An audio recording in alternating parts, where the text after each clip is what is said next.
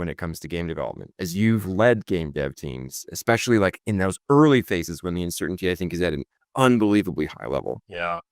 Gosh, I wish I really had a set of skills that I could describe or practices that I could describe to lead, I guess, uncertain or skeptical teams through uncertain challenges. I screen for this.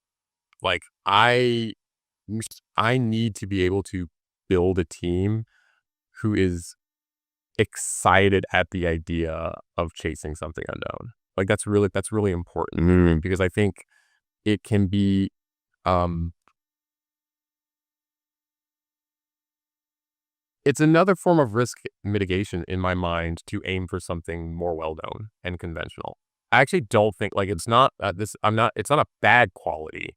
It's just not a quality that is useful for a team going after the kind of opportunities that I described, where inherently I'm looking to make a game where no game currently exists.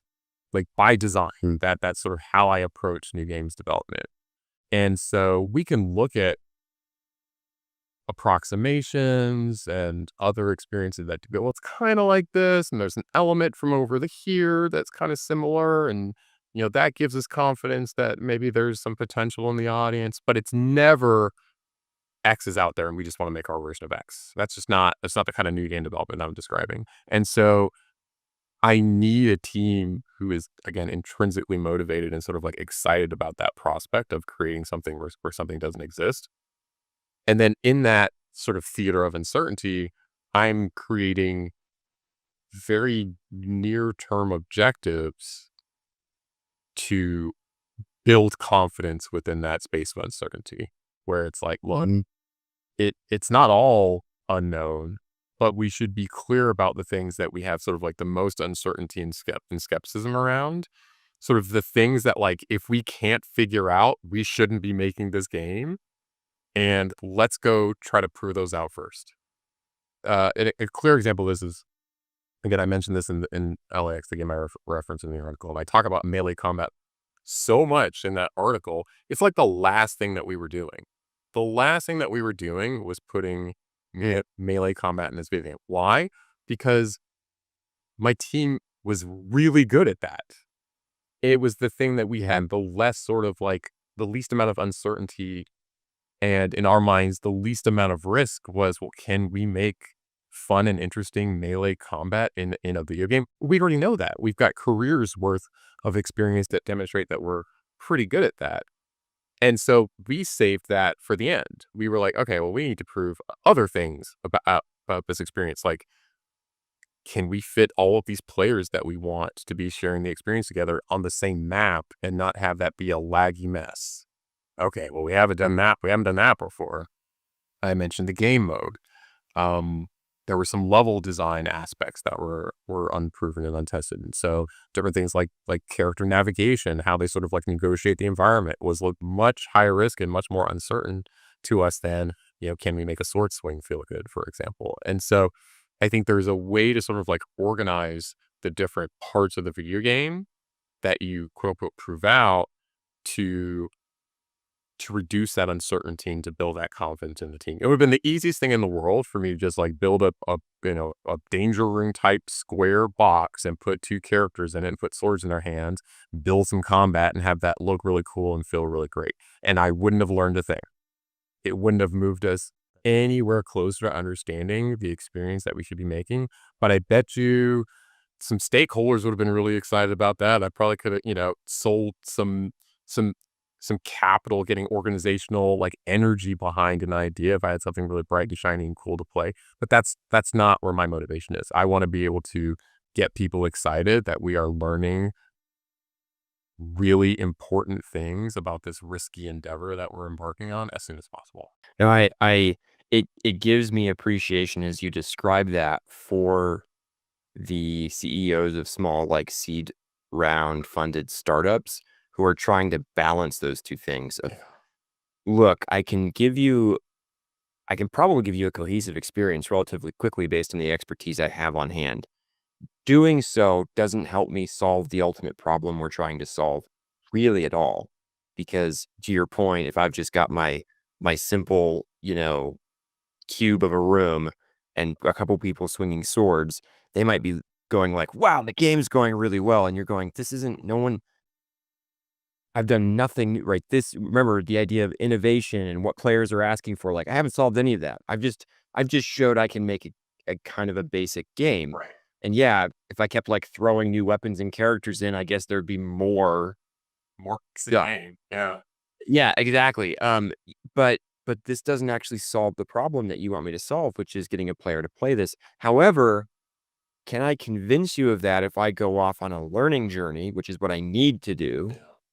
Are you gonna give me the space? And so I think there's a lot of probably CEOs and executive producers such as yourself who are like, I'm trying to balance these two things because there's an organizational constraint here around funding. And simultaneously, there's the real problems that I need to solve. Insofar as I'm trusted, I can just focus on what I consider most important. But trust is never like 100% forever, and it may not start there. And it may be like, okay, I need to give you a little bit like, okay, cool. I'm going to pay my tax and like, yep, here's the game. It's a great game. Yep. Cool. Look at it. Okay, cool. Yep. Clap, make the art. Oh, look at how wonderful it is. Yes. Thank you. Okay. Can we get back to actually trying to solve this? Yeah. Um, and that dichotomy is a tension that I think I've certainly seen it in the last few years. Yeah. Um, and I've seen founders just landing all over that spectrum of like, we're just here to get the next round Yeah. of funding, all the way over to like we get shut down because we were entirely on the reduction of the most important uncertainty, but it meant that we didn't have the thing to show, even though our team was learning really well. Yeah. Um, It's so anyway, it's kind of sad.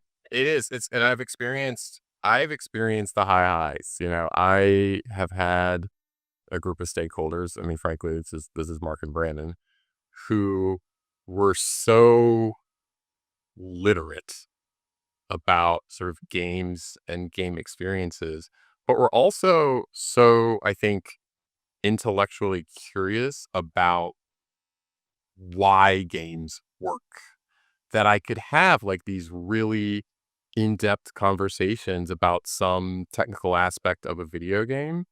And they were like an absolutely rapt audience. I've never replicated this anywhere. I'm like, this is how Yeah, animations work in a fighting game. And they're like, tell me more. Um, right. Yeah. and and yeah, I wish that there was a higher level of sort of like gaming literacy in some of our executives in our industry. I also think I, as a leader of a team, play a part in that education, and trying to sort of explain, hey, this is what I'm trying to do, and this is the parts of what I'm trying to do that are really important. These are the parts that are really risky. These are the things that my team is good at.